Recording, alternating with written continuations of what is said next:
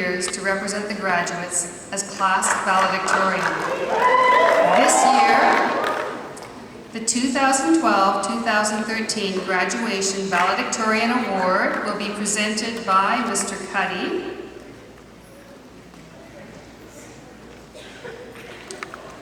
to Quinn Giordano.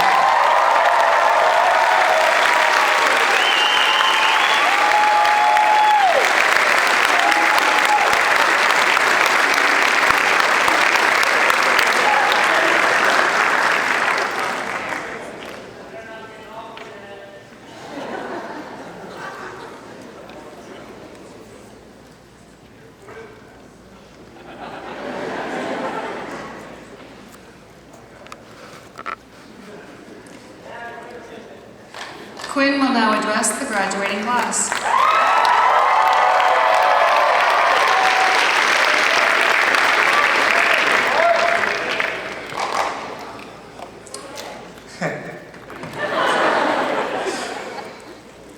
Good afternoon, ladies and gentlemen.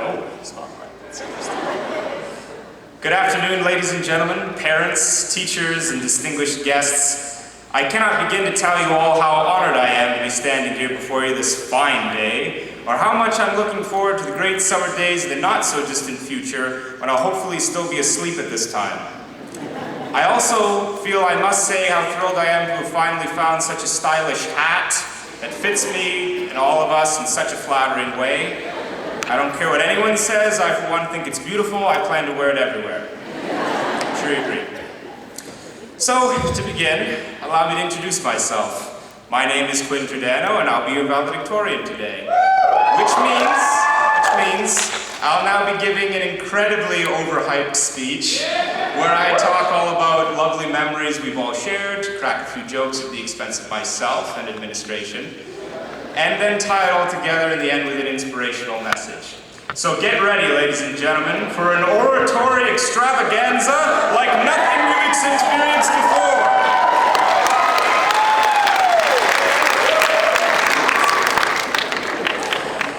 Now, people say that I'm just a pompous, pontificating, pestiferous, pretentious intellectual, perpetually wearing polo shirts, using fancy words like alliteration.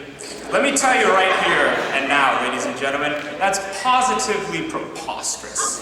I'm just an average teenager like you. Like all of you, I enjoy the opera of Philip Glass, poetry of Allen Ginsberg, Miles Davis, Glenn Gould, Woody Allen movies, paintings by Warhol, Dali, documentaries about the Constitution, and the odd interview with William F. Buckley Jr. You know, it's the typical stuff.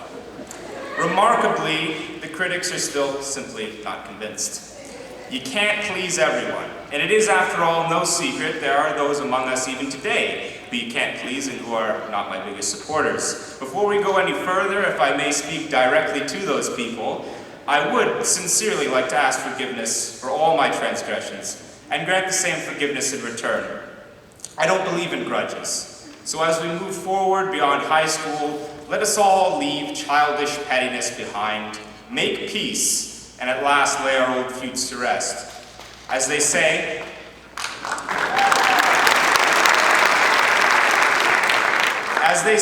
holding on to anger is like drinking poison, but expecting the other person to feel the effects. In the immortal words of Sweet Brown, ain't nobody got time for that.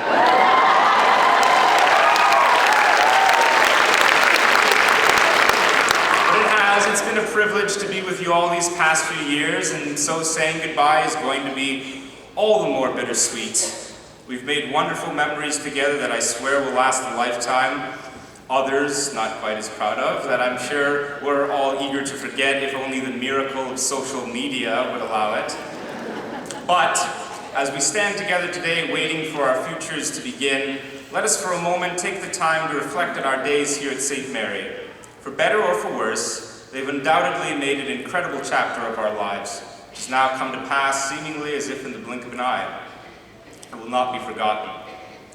These were the days, my friends. Yes, these were the days. The restless murmur of morning hallways, the irreverent levity of youth, drowning out the dissonant marching orders of our incessant commandants, Classes spent fencing the polemic onslaught of life's enigma, coaxing with earnest determination the Sphinx to reveal truth of science, of math, law, and history.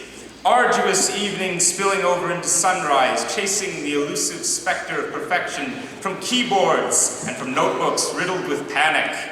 But for what? The fleeting satisfaction of a mark on a page, signifying nothing more than false victory, paranoid delusion that its fickle blossom must not wither. No.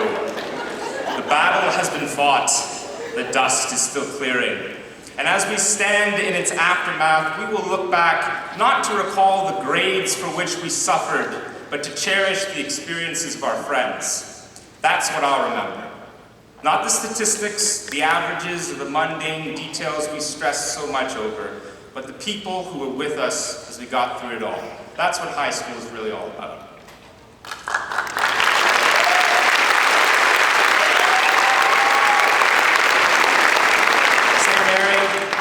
We've had some great experiences together.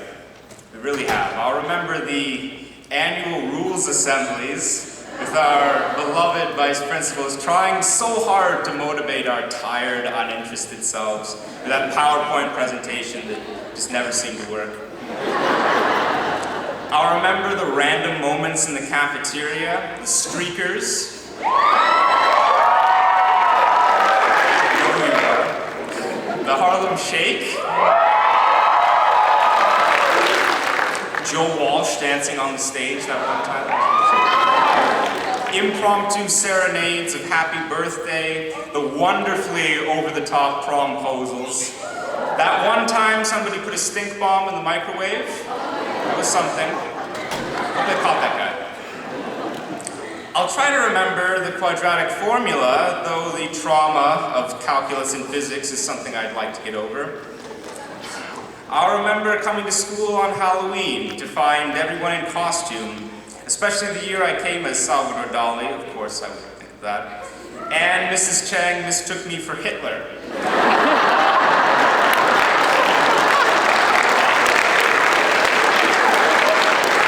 Not exactly flattered. We'll of course remember the wonderful school trips many of us had the opportunity to take. Whether it was flying to London, getting lost in the Paris metro, wake-up calls at Marygrove, band trips to Florida and Chicago, getting stuck in a hotel in Dover, or one legendary trip to New York where we experienced the eccentric side of the city in a way we're still laughing about today. And, thanks to Mr. Perron, I will definitely remember to stay away from lakes, rivers,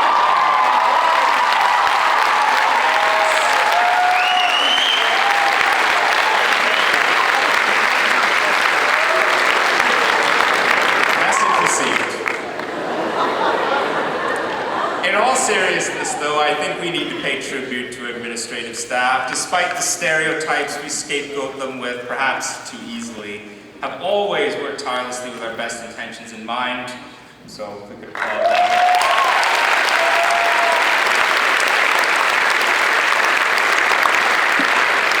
I know you might be thinking, no, they did not put me up to that.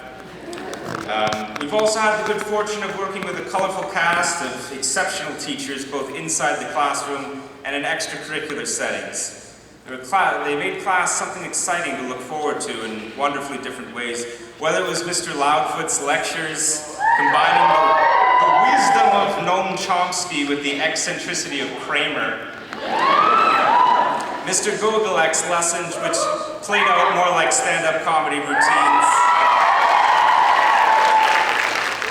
or even Mr. Cessalon's history seminars, complete with his glorious French accent. We owe a debt of gratitude to our teachers, who work to foster the immense talent of this school community in art, film, music, and theater, making our choir such an awesome choir, putting together the film festival, our great band, Arts Fest, and building such fantastic productions this year, like Les Mis and The Crucible, which deserve so much more recognition than just the standing ovations we gave them. They devoted their time to our great teams and associations, which represented our school on the ice, on the turf, on the basketball court, and at quiz tables, and led them to victory, united and proud. Finally, they supported our school community in its commitments to social justice here and abroad, the Green Team, Student Council, and retreat leaders who, under the sage-like guidance of Mr. Valedictorian, spurred on by that contagious joy of Father Dave, inspired us toward crafting a truly compassionate and just society.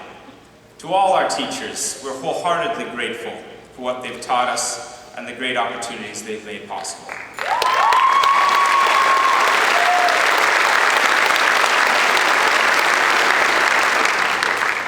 Everyone has their own opinion of who our best teacher was, and I do as well. If you'll indulge my teenage philosophy for just a moment, I'll be happy to explain. It's failure. Despite what some might have us believe, there's some failure there just now. Despite what some might have us believe, failure is the best teacher we could hope to encounter at St. Mary's. Losing is good. Losing teaches us a valuable lesson that the blind seduction of victory can never teach. In the moments when we've been humiliated or defeated, when our friends turn their backs on us, when we lose the ones we love, and when we're uncertain of where we're going, why we're going there, or even who we are, we can come to heed the words of a dishonored man who once said, "Others may hate you, but they can never win unless you hate them. Then you'll destroy yourself." In these times of loss, which we've sadly become all too familiar with this year, we're granted a golden opportunity not for vengeance, but for greater redemption. To learn from our mistakes, reassess ourselves, and press on in spite of them. When we learn how to lose, we abandon our fear of it and come to embrace the pledge of a president who, when paralyzed in the face of sickness, poverty, and war, had the courage to proclaim, "The only thing we have to fear is fear itself." My friends, greatness cannot come to us merely out of the fear of failure, but instead it shall come from a drive to succeed. The fear of failure is nothing more than a tyrant that keeps us from expressing our creativity and speaking up in the classroom. It's the thing that stops us from defending others, even when it isn't popular, from taking a chance on the dance floor, from having the courage to talk to our crush, to try new things, and become the people we want to be. Once we can learn to graduate from our fear, we can truly be free and begin our lives anew. Now, the end draws near. Soon the curtain will fall on this stage of ours. We'll take our bows and never return. Before that happens, I just want to say that it's been an honor to be with you all, and despite my best efforts, I really think I'm going to miss this place. If I may leave you all with one challenge, it's this. Some will have the audacity to tell us that these were the best days of our lives. Ladies and gentlemen, class of 2013, prove them wrong. Thank you very much.